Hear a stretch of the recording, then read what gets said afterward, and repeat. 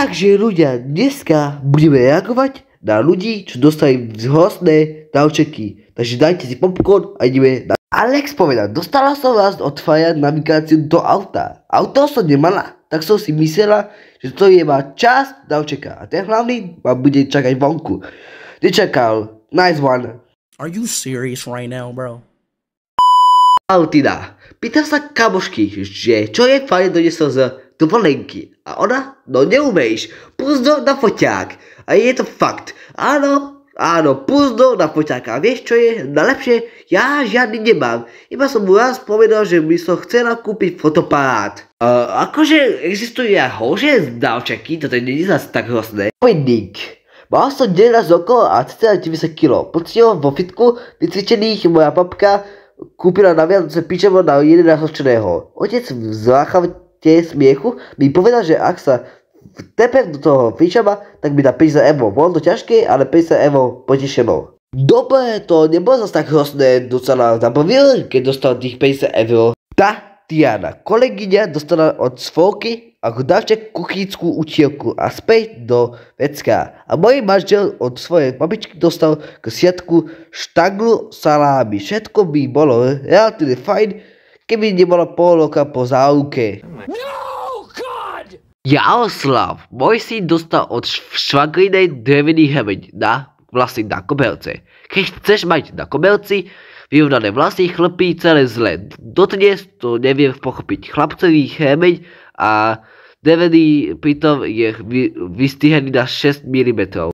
Aspoň bude mať pekný koberec. Sisa, môj ex-svokor mi raz k Vianociam dal kbové zápalky. Kb sme nemali. A k 30-ke som dostala z novín vystihnutý krížom v kálky slovník a pyramídku s levom. Som v znamení blížencov. To nemá cenu ani komentovať. Linda, ja som dostala na svoje náhodky od svoka farbenú papriku. Takú tú balenú zo supermarketu. Akože to nie je zase tak hrozné, takže na začiatku to bolo ešte horšie, takže toto nie je zase tak hrozné. Petel, syn dostal notebook pre deti. Má veľa funkcií, ako píšu a dieťa sa veľa naučí. No niekde urobili súdu si chybu, lebo nejako nevyšlo ako vyzerá cibula, eskimák, aj pri iglu by som namietal. Ja už neviem, toto už je hrozné, toto je proste shit. Začiatok bol dobrý, ale to je hrozné, to nie je zase tak hrozné však. Tu diel na rok, ktorý už končí. Nič nepoteší tak ako diel na rok, ktorý má pred sebou už len týždeň života, ešte horšie, ak je to diel z roku, ktorý už dávno skončil. Akože priznávam, že toto je docela trash, toto by som sa docela naštval, keby to dali rodičia. A posledná vec, lacná, nekvalitná elektronika. Niektoré technologické dáčeky síce vyzerajú ako super nápad, no ak pochádzajú z pochybných zdrojov alebo trhovísk, môžu rýchlo sklamať. Napríklad také nástroje na poddeniny sluchadiel. Zvuk je hrozný, pejsy neexistujú a po prvom použití začne niečo šušťať, lebo prestanú fungovať úplne podobné napríklad smart hodinky. Ktoré síce vyzerajú ako drahý originál, no v skutočnosti ukazujú len čas.